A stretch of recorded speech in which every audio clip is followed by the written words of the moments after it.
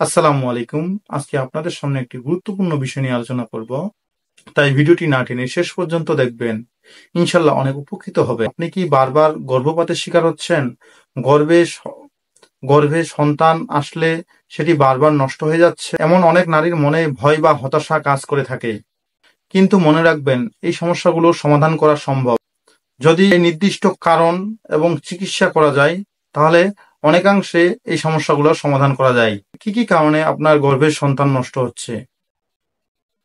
বারবার বাচ্চা নষ্ট হওয়া, চিকিৎসা বিজ্ঞানে এটাকে বলা হয় রিকারেন্ট প্রেগন্যান্সি লস বা মিসক্যারেজ।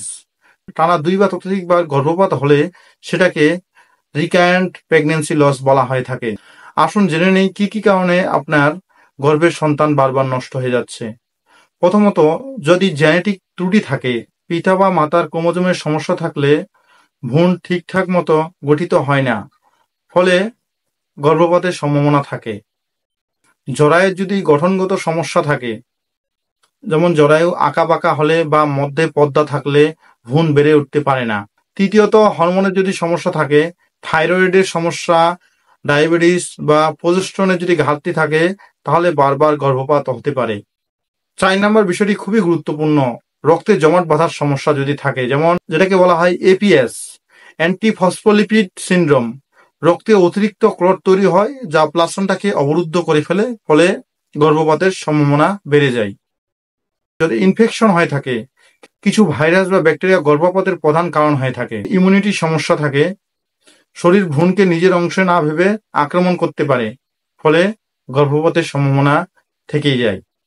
গর্ভপাতের সমস্যা থেকে আপনারা প্রতিকার করবেন কিভাবে বা করণীয় কি? প্রথমত, আপনাকে অবশ্যই একজন গাইনোকোলজিস্ট বা ফার্টিলিটি বিশেষজ্ঞের অধীনে চিকিৎসা গ্রহণ করতে হবে।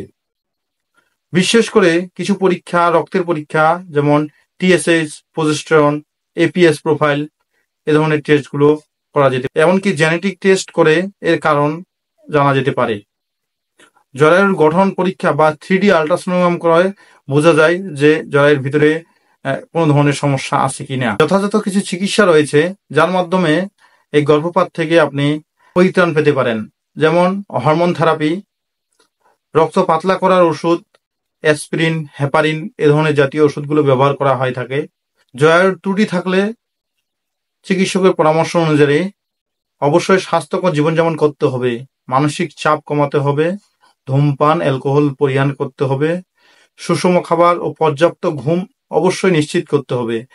রাতে কমপক্ষে 7 থেকে 8 ঘন্টা ঘুমাতে হবে। সঠিক চিকিৎসা ও যত্নে প্রায় 60 থেকে 80% নারী পরবর্তীতে সফলভাবে মা হতে পারেন। তাই দেরি না করেই আজই আপনার প্রয়োজনীয় চিকিৎসা করান এবং চিকিৎসকের পরামর্শ নিন। যদি এই ভিডিওটি আপনাকে সাহায্য করে থাকে, তাহলে লাইক করুন, কমেন্ট করুন এবং সাবস্ক্রাইব করতে ভুলবেন না। আল্লাহ হাফেজ। ভালো থাকবেন, সুস্থ থাকবেন।